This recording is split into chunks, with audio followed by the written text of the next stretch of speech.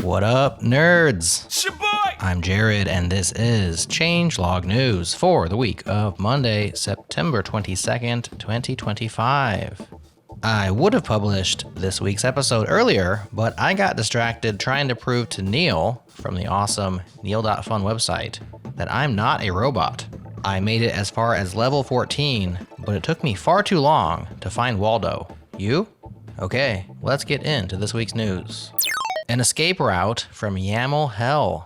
Adolfo Ochagavia believes we're approaching the problem of configuration from a flawed starting point. Quote, "We are failing to see that configuration files are actually user interfaces and that they should be treated as such. Once you start thinking of configuration files as user interfaces, it suddenly makes sense to demand an excellent user experience for working with them." End quote. What might configuration software look like if our tools were rooted in the configuration is UI paradigm? In this post, Adolfo doesn't go so far as to present an all-encompassing theory of what configuration software could look like in a perfect world, but he does shout out one particular project that he thinks is a big step in the right direction: Cason.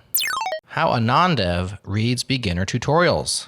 Annie Mueller hits us with a wake-up call about how she, as a non-developer, reads the tutorial you, a developer, wrote for her, a beginner. Here's a sample. Quote, "I first started doing very simple things with Snarfus, but the more I used it, the more I saw the potential. Despite the jaggle of the Chromis, it's really multi-purpose. And that's what led me to argyling the Pentafor with the Quagmire instead of the Hoobastank. I know, crazy, but it was kind of working and actually a lot of fun, until I hit a big roadblock. The Fisterfunk will not talk to the Shamrock portal or even send beat boops back to the Snarfus. Of course, you know what that means now. The entire Hoob tunnel is clogged with Gremillions. Unacceptable." End quote. You already get the idea, but click through for even more Snarfuses, beat boops, and ding-dongs. Taste is humanity's last edge over AI. Brian Cahoon Lee spends some time meditating on taste along many dimensions. If it truly is humanity's last edge over AI, then we should define and understand it for all that it is. Brian says taste is art, parsimony, and the field behind the goalposts into which the goalposts are constantly being shifted. Taste is cultural distillation, it's governance, and it's able to be refined. But how? He has some ideas about that as well. It's now time for sponsored news. Code reviews with context. The code review process has a history of being challenging for teams. It's where the work meets integration and ultimately solves customer problems. The process can go back and forth nitpicking syntax, style, or patterns, but without business requirements, deployment dependencies, or organizational knowledge, it's only half the story. That's why CodeRabbit shipped MCP server integration. Until now, you could only bring context from Linear, Jira, or CircleCI. Now you can pull in any MCP server, Confluence docs, Datadog metrics, Slack discussions, even your internal tools. Instead of a shallow syntax check, CodeRabbit compiles all that context into reviews that understand what your code is actually trying to accomplish. This makes CodeRabbit the first AI code review platform that orchestrates context across your entire development ecosystem. And for our friends who need integration at the coding agent level, CodeRabbit's CLI and VS Code integration does just that. Teams can now enjoy code reviews that see the whole picture, not just the diff. Learn all about it at coderabbit.ai or get your direct link to the blog post in this week's newsletter. Vibe coding is creating brain-dead coders.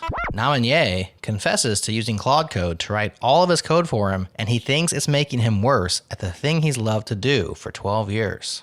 Quote, "I can clearly see how AI coding is rewiring our brains. It makes developers crave instant gratification instead of deep understanding and reduces us to gamblers who pull levers for the next hit of working code. If this is happening to me, someone who learned to code in the pre-AI era, what's it going to do to junior developers who've never known anything else?" End quote. That's a good question. It's probably too early to know, but I suspect the long-term impact of this change will be catastrophic. Namanye argues that when you vibe code, you get dopamine from the wrong source. He used to get 2 dopamine hits. One when he figured something out, and a second when he got it to work. Now the AI figures everything out, and he's left with the shallow pleasure of things working. He knows the difference because it's changed from how he used to feel. But there's an entire generation of developers upcoming who will never have known anything else. Why does AI mostly make seniors stronger? This post by Can Elma pairs nicely with the previous one. Quote, the early narrative was that companies would need fewer seniors, and juniors, together with AI, could produce quality code. At least that's what I kept seeing. But now, partly because AI hasn't quite lived up to the hype, it looks like what companies actually need is not junior plus AI, but senior plus AI.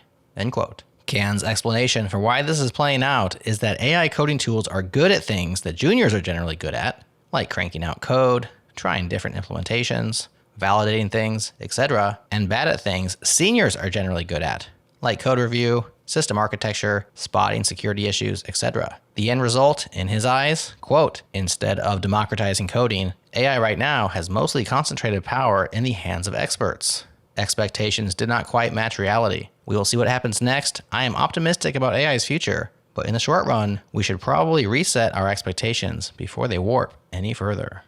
That's the news for now, but go and subscribe to the Changelog newsletter for the full scoop of links worth clicking on, such as how to stop functional programming and React 1 by default, killing front-end innovation. Get in on the newsletter at changelog.news. We have some great episodes coming up this week. We visited our friends at Oxide Computer Company during their annual internal conference, and we're shipping you a bunch of great conversations on both Wednesday and Friday. Have a great week.